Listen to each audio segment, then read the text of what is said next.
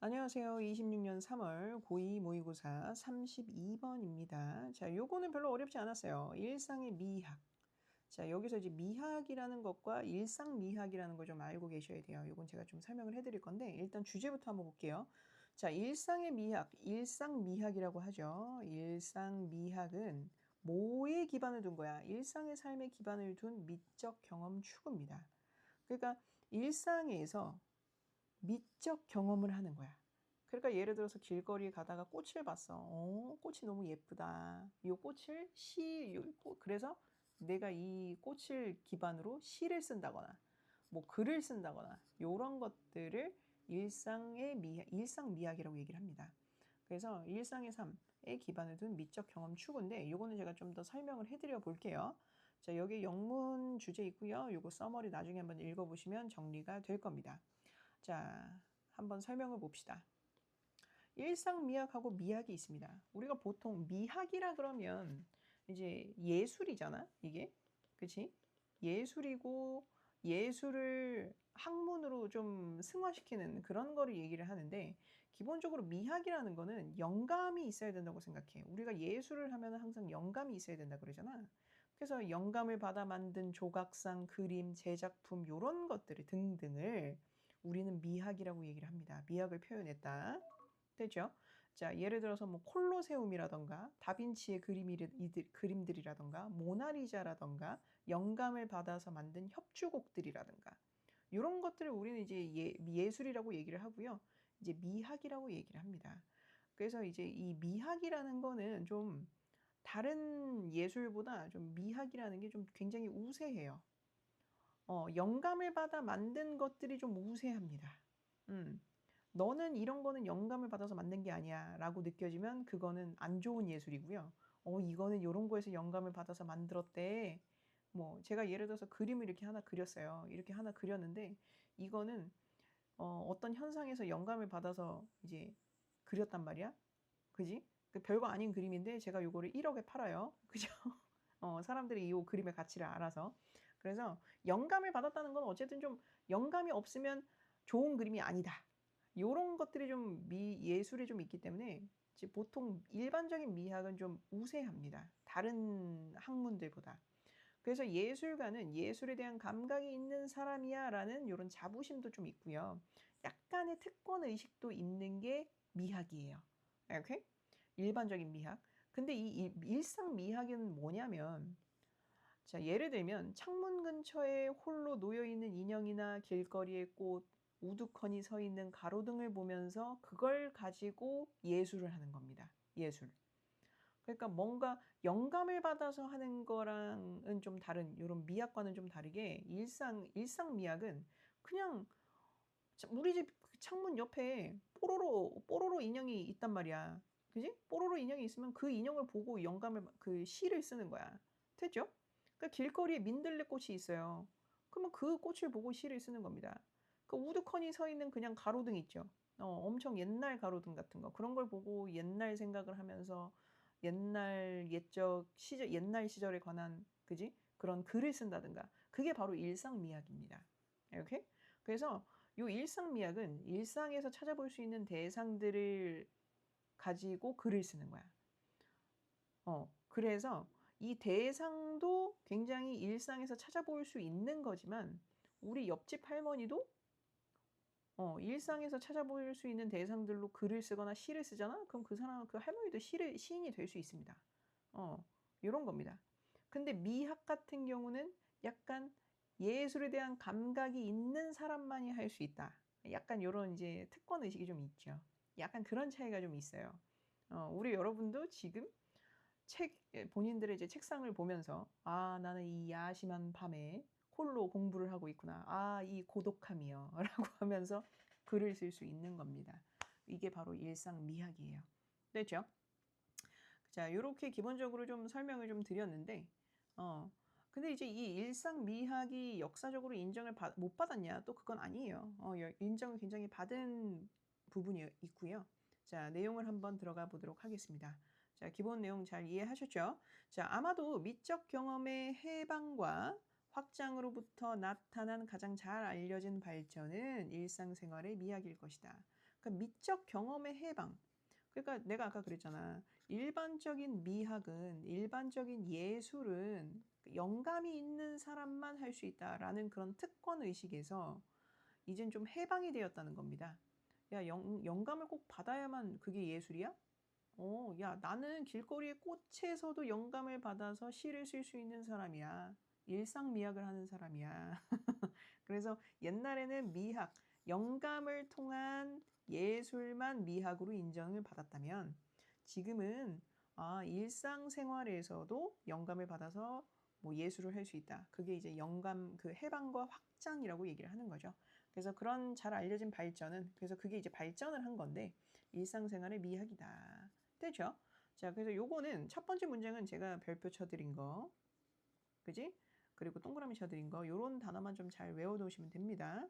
자, 현재 일상미학에 관한 활발한 연구가 있지만, 일상미학에 관한 어떠한 연구, 활발한 연구가 계속되고 있어요. 자, 그러고 있지만 평범한 사물과 사건 속의 미적 만족감에 대한 가능성은 오래전부터 인식되어 왔는데, 자, 인식 한번 볼게요. 요 인식은 오래전부터 알려져 왔다, 증명되어 왔다, 그리고 사람들이 그래서 알고 있었다라는 뜻이야. 이렇게? 그래서 좀 뭔가 특별한 사물을 보고 영감을 받는 게 아니라 그냥 평범한 사물. 옆집 할머니가 그 꽃에다가 물 주고 놔뒀던 그 양동이 같은 거. 그지? 우리 할머니가 김치를 다 만들고 놔둔 다라이 같은 거. 그런 평범한 사물이죠.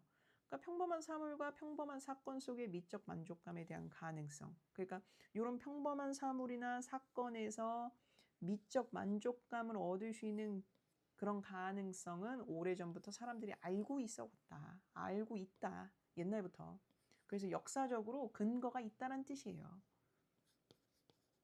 역사적으로 일상미학에 대한 근거가 있다 없다? 있다. 자, 비록 지배적인 철학 이론에 의해 격화되고 무시받아 왔음에도 그러했다. 그렇게 그 일상미학은 역사적으로 근거가 있어 왔고 존재해 왔다. 그 존재를 입증해 왔다라는 뜻이에요. 되죠? 이게 문장이 비록 무시받아 왔음에도 불구하고 라는 문장이야. 이렇게? 그러니까 무시받아 왔음에도 불구하고 뭐 해왔다? 계속 사람들이 이 일상미학에 대해 알고 있었다. 그 역사를 일상미학이 증명해왔다. 라는 문장이었어요. 이렇게? 그러니까 이게 이제 한국어로 해석이 적혀 있어서 좀 문장이 좀 끊긴 것 같지만 그러했다라는 내용이 어쨌든 인식이 되어 왔다. 사람들이 잘 알고 있었다. 이 일상미학에 대한 존재를 사람들이 알고 있었다. 이런 뜻을 얘기를 하는 겁니다. 되죠? 자, 근데 여기서 이제 지배적인 철학이 뭐예요? 우세한이라는 단어랑 바꾸실 수 있습니다. 혹은 대세의라는 단어랑 바꾸실 수 있고요. 이렇게? 그래서 일상미학은 사실 일반적인 미학보다 좀, 약간 좀 쩌리 취급을 받아왔다고 생각을 하면 되겠죠. 야, 일상미학이 무슨 미학이야? 일상미학이 무슨 예술이야? 라고 하면서 이 미학을 하는 영감을 받아서 뭔가를 창조해내는 사람들이 이 일상미학을 되게 낮게 봤어요. 굉장히 안이 꼽게 바라보고 우리는 진짜 막 머리를 쥐어짜내서 창작을 하는데 너네는 고작 옆집 할머니 양동이를 보고 다라이를 보고 영감을 얻는다고? 말도 안 되지. 이런 식으로 얘기를 했다는 얘기야. 그래서 무시를 받아온 거죠. 됐죠? 자, 3번 보겠습니다. 일상적 상황 속의 미적인 것들은 시인들, 특히 낭만주의 시인이나 아시아 전통에 속한 시인들에 의해 널리 가치 있게 여겨졌고 소설가들에 의해서도 인식되어 왔다. 이 소설가는 보통 이제 일상적인 배경을 일상 소설 있죠? 우리 이제 소설 같은 것도 되게 많잖아. 장편 소설 같은 거 말고 뭐 무협이라던가 뭐 아니면 그 뭐라 그러지? 판타지 소설. 판타지나 무협 같은 경우는 세계관이 다 있잖아요. 세계관. 넓은 세계관이 있고 지식도 있어야 잘 쓸 수 있는데 이런 일상 소설 우리 옆집 할머니와 같이 김장하게 된 이야기 뭐 이런 것들 그치? 이런 일상 소설 같은 경우는 그렇게 큰 지식이 필요가 없고 큰 능력이 필요가 없기 때문에 이제 보통 낭만주의 시인들의 특징이 뭐야? 일상에서도 그냥 만족을 할 수 있는 그런 사람들이죠. 그래서 낭만주의 시인이나 아시아 전통에 속한, 그러니까 아시아 쪽에서 이제 살아온 그런 시인들에 의해 널리 가치 있게 여겨졌고, 가치가 있게 여겨졌고, 소설가들에 의해서도 좀 가치 있게 여겨져 왔다. 되죠? 그래서 가치 있게 여겨져 왔고, 그런 미적인 것들이 그 사람들의 이런 사람들, 요런 사람들, 요런 사람들에 의해서 좀 잘 인식이 되어 왔다. 되죠? 그래서 일상적인 상황 속의 미적인 것. 그러니까 지나가던 꽃에서 아름다움을 발견할 수 있는 것. 그지? 미적인 것이 아름다울 미잖아. 그지? 아름다울 미이기 때문에 이렇게 알고 계시면 되고요. 자, 그래서 비록이죠. 그 현대적 지적 기원을 존 듀이의 Art as Experience에서 찾는 것이 가장 적절할 것이다. 그래서 이 존 듀이라는 사람이 Art as Experience, 이 사람이 이제 경험에 의한 예술인데 이게 일상미학이에요. 그치? 일상미학에 대한 내용인데 이 사람의 그 이론에서 찾을 수 있다. 되죠? 그래서 이 이론의 이 책에서, 이 책이나 이 글에서, 이 사람이 쓴 요 글에서 현대적 지적 기원, 이 지적이 이제 저거잖아요. 그죠? 지식적. 그지? 그 현대적 의미를, 기원을 이 사람 글에서 찾을 수 있다. 자, 그 책에서 듀이는요, 미적 경험을 인간 삶의 생물학적, 문화적 조건에 기반하여 예술과 삶의 분리에 맞서는 주장을 펼쳤다. 자, 이 듀이가 뭐라고 주장을 했냐면요. 뭔가를 봤을 때 영감을 받아야만 예술로 승화시킬 수 있다. 이거 아니야. 우리는 일상에서도 일상의 모든 것들을 미적 예술, 미적 감각, 그러니까 예술로 승화시킬 수 있어라고 얘기를 한 거야. 되죠?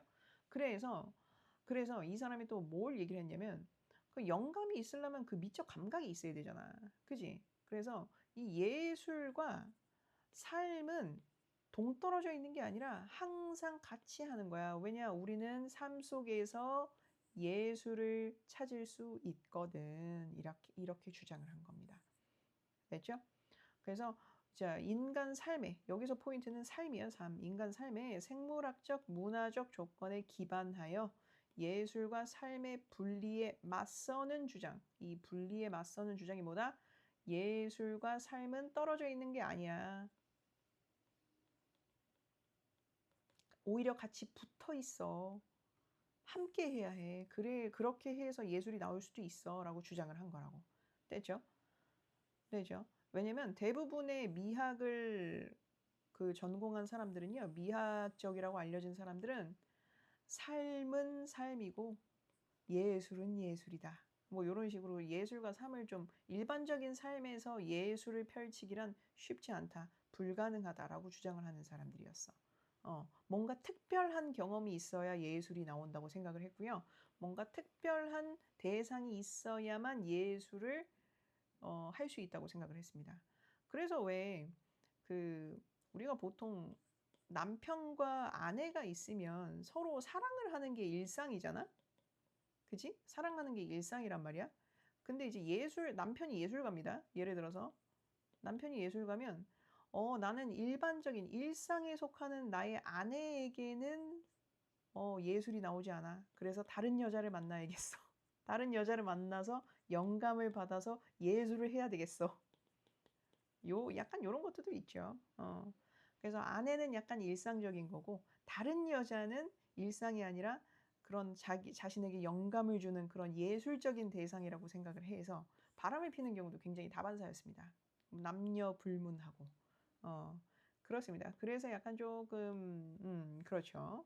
그런데 이 듀이라는 사람은 일상이랑 예술은, 삶과 예술은 뭐 할 수 없다? 떨어져 있는 게 아니야. 라고 주장을 한 겁니다. 이렇게? 그래서 예술과 삶의 분리에 맞서는 주장, 예술과 삶은 떨어져 있지 않다는 주장을 한 거죠. 됐죠? 그리고 예술은 재능이 없어도 돼. 영감을 꼭, 요거는 하지 마세요. 요건 하지 마시고, 요거 쓰지 마세요. 요거 지우세요. 혹시 쓰신 분 있다면. 자, 그래서 이 주위는 미적인 것을 감각과 감정에 내면화된 인식이 아니라 자아와 사물 및 사건 세계의 완전한 상호 침투에서 찾았다. 보자. 요 상호 침투를 교류라고 얘기를 하면 좋은데 이 교류라고 바꿔서 쓸 수도 있습니다. 자, 이거 잘 보세요. 보통 미학에서는요. 내가 특정 사물을 보고 감정을 느끼고 감각을 느끼면 그거를 예술로 승화시킵니다. 그걸 그림이든 음악이든 뭐든 이렇게 결과물로 내는 거야. 내 감정과 감각. 됐죠? 그래서 이 내가 특정한 해가 지는 바다가 아니고 어떤 여자를 봤는데 그 여자가 너무 치명적이더라. 그래서 나는 그 여자에게서 받은 그 치명적인 느낌과 그 여자를 갖고 싶은 나의 마음을 같이 조합해서 협주곡을 만든 거지. 이런 것처럼. 됐죠? 자, 근데 이제 사실 감각과 감정이랑 감각은요. 여기 감정이랑 감각 있죠? 요거는 내면화된 내면에만 존재해요. 외부로 드러나질 않잖아. 그치? 우리 몸 밖으로 드러나질 않는단 말이야. 우리가 눈으로 확인할 수가 없는 거야. 그쵸? 근데 요 근데 이제 요 두이라는 사람은 이 미학이라는 건 일상미학이라는 건 내 자신과 내 내면과 사물 및 사건 세계의 완전한 상호 침투. 이 사물은 뭐예요? 실물이죠. 실체가 있죠. 눈으로 확인할 수 있는 거잖아. 그래서 실체가 있는 것. 그리고 사건의 세계의 사건 세계. 그러니까 현실이죠, 요거. 그지? 그래서 얘는 이제 내면에 있는 이런 추상적인 것과 실체가 있는 것의 완전한 교류. 완전한 상호 침투. 서로 교류해갖고 미적인 걸 찾았다. 주의라는 사람은. 되죠? 그래서 다른 사람들은 표현할 수 없는 감정이나 감각으로만 예술을 했다면 이 주의라는 사람은 실질적으로 지나가는 우리 길거리에 있는 꽃, 우리가 눈으로 보고 만질 수 있고 향기도 맡을 수 있죠. 실체가 있는 것에 대해서 실체가 있는 것을 미적, 미학으로 승화시켰다라는 거야. 이렇게? 되죠? 이해가 가셨을까 모르겠네. 자, 7번. 더 나아가 주의는 미적인 것이란 모든 일상적으로 완전한 경험에 속하는 특성들이 명확해지고 또 강화되어 발전된 형태이다라는 입장을 유지했다. 똑같은 말입니다. 비슷한 말인데 그러니까 일상적으로 완전한 경험에 속하는 특성들이 명확해지고 강화되어 발전된 형태이다. 자, 보자. 요게 뭐냐. 그 일상적으로 경험에 속하는 특성들이 더 명확하게, 더 확실해지고 강화되어서 발전된 게 미적이라는 거다라는 건데 잘 봐. 제가 설명을 해드릴게요. 지나가다가 우리 여러분들이 꽃을 봤습니다. 꽃 한 송이를 봤어. 그 예쁘다고 생각했어. 생각만 한 거야. 감정이죠. 내면에 있는 그런 감정이란 말이야. 내면의 감정. 그러면 이거는 실질적으로 아직 내가 이 꽃을 보고 아직 시를 쓰거나 글을 쓴 게 아니기 때문에 강화가 된 상태가 아니야. 발전된 상태가 아니란 말이야. 예술로. 그지? 근데 만약에 내가 이 예쁘다고 생각해서 이 예쁘다라는 감정을 가지고 이 문구를 만들었습니다. 바람에 살랑이는 꽃이 마치 내 입에 웃는 모습 같다라는 문장을 썼어요. 여기 시를 썼단 말이야. 그러면 저는 이거를 내 감정과 실체가 있는 꽃을 가지고 미적인 것을 만들어낸 겁니다. 예술을 한 것과 같다. 됐죠? 자, 우리 여러분들 하나 더 얘기해 볼게요. 여러분들 지금 펜 들고 계실 겁니다. 종이와 펜이 있을 겁니다. 그렇죠? 공부를 한다고 책을 펴놓을 수도 있고, 그렇지? 자, 가끔씩 내용을 이렇게 이런 지문들을 막 공부를 하다 보면 어때? 이해가 안 갈 때가 있죠. 이해가 안 갈 때가 있단 말이야. 그러면 펜이 멈춰 안 멈춰? 펜을 막 쓰다가 멈추겠죠. 펜 움직임이 없죠. 그렇죠? 그럴 때 공부가 잘 됐으면 좋겠는데 이거 참 어렵네 라는 감정이 느껴지죠. 여러분의 내면이 나와 있습니다. 내면의 감정을 멈춰 있는 펜에다가 대입을 하세요. 대입을 해가지고 여러분들이 시를 씁니다. 멈춰 있는 내 펜이 마치 우뚝 서버린 기차 같네. 연료 없는 기차 같네. 이런 식으로 열차 같네. 이런 식으로 이런 그 시를 썼단 말이야. 이렇게 일상에서 소재를 찾아서 내 감정과 일상적인 대상과 합쳐 가지고 이렇게 시를 쓰거나 예술을 하는 게 일상미학입니다. 됐죠? 이해가 가셨을 거라고 생각합니다. 그래서 일상을 예술로 승화시킬 수 있다 없다? 있다. 이렇게 생각하시면 돼요.